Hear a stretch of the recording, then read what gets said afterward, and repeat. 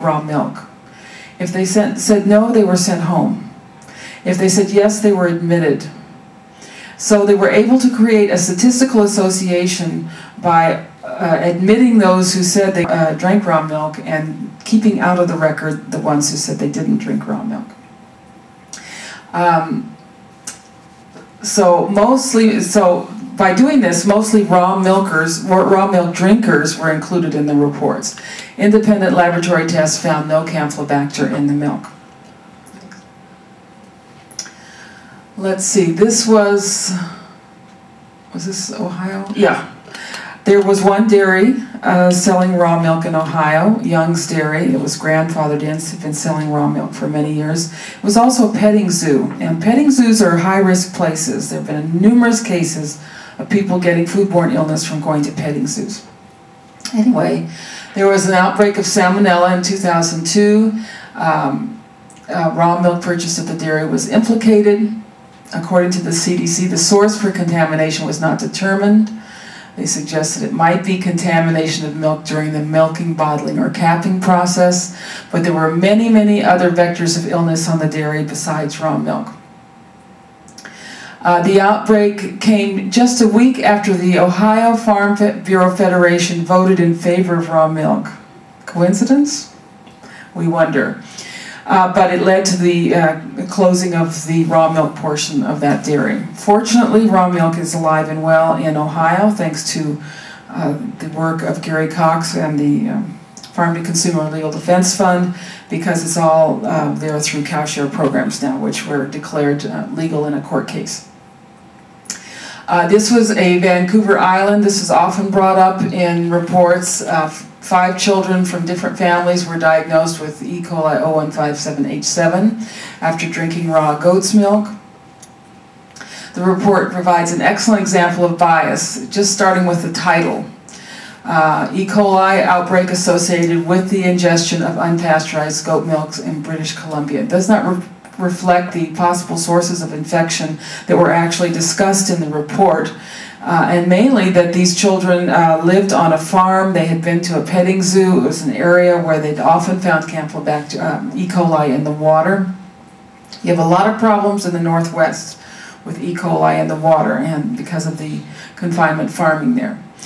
One milk sample was found presumptively positive after enrichment with a testing substance. No E. coli was found in samples before enrichment, and no E. coli found in the second sample. And as I said, there were many, many other possible sources of infection. We've just had a situation in Wisconsin where several families got sick with Campylobacter. Some of the people who got sick drank raw milk and some didn't. The state issues a very inflammatory press release saying the Campylobacter from raw milk caused the illness. The raw milk tested negative. And we have on record the health official was asked, did you test the water? Because, you know, the most obvious thing is all the members of the family getting sick, what's the one common thing would be the water. Oh no, that would be a waste of the taxpayers' money. And besides, we've already figured out that it's the raw milk. So that's the attitude of health officials next. Suitcase-style cheese is often, the raw cheese from Mexico is often blamed for causing TB or foodborne illness. There's a big kerfuffle. There's a big fuss right now about a Mexican restaurant in Los Angeles that serves this raw cheese from Oaxaca, and they're trying to shut him down, and basically they're saying, this is our culture. We can't have this restaurant without this raw cheese. Nobody would come. And we've been eating this raw cheese all our life. So there's a big showdown coming in Los Angeles over the kind of cultural implications of raw milk products. But one often quoted study talks about an outbreak of listeria associated with homemade Mexican-style raw cheese. And this actual report, came in 2005, about 4 years after the outbreak.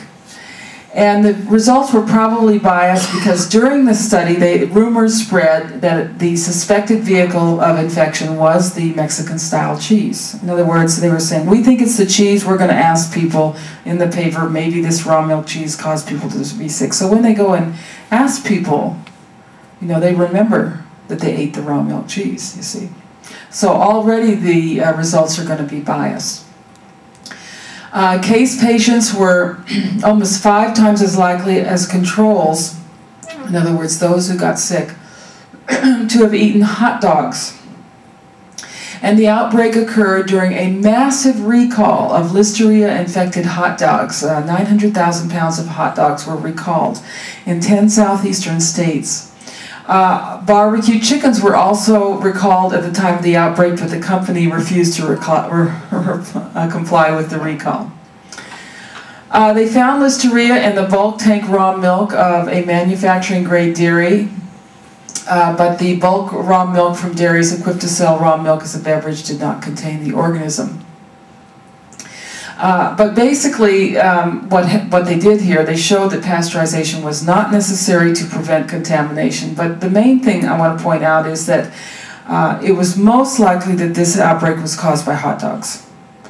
But the way they kind of structured this report and structured their questions and everything put the blame on raw milk. So raw milk became the whipping boy. Let's see, so, okay. Yeah, this is about the organic pastures thing. When the FDA, go to the next slide, they put out this PowerPoint with a lot of erroneous slides about the outbreak of raw milk in California, and they were forced to take these down, so they're no longer on their PowerPoint. Okay, so what are the techniques that they use for blaming raw milk? We've seen some of them. When testing raw milk, use cultures to promote pathogen multiplication and highly sensitive milk testing techniques that find pathogens in extremely small numbers, levels that would not cause illness. And you can do this in any food, even if a food you think is sterile. If you put one of these things that, you know, they like to eat in there, eventually you're going to find a pathogen. What we found in Pennsylvania when they tried to close down some dairies, they used these rapid testing techniques. They were developed by the food industry, designed to give a false positive and to err on the side of false positives, and then when you do an actual culture, you don't find the organism. When there is an outbreak, use food questionnaires that leave out likely vectors of disease but always include raw milk. When there is an outbreak, test raw milk products first and test open containers in the home setting rather than on the shelf. If the person is infected and has handled a raw milk product, the product may test positive for the organism. This often happens in the raw cheese, Mexican-style cheese.